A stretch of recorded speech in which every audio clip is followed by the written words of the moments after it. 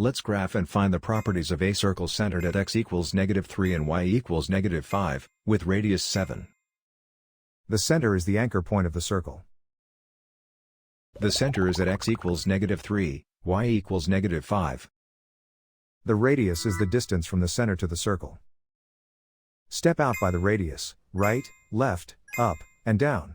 These 4 points sit on the circle.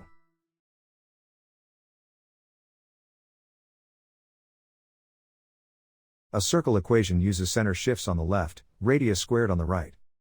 Substitute the center values and the radius before simplifying the signs. Now simplify the center shifts. Subtracting a negative center coordinate becomes plus.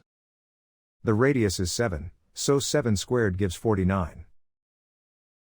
Now we derive the related properties from the radius.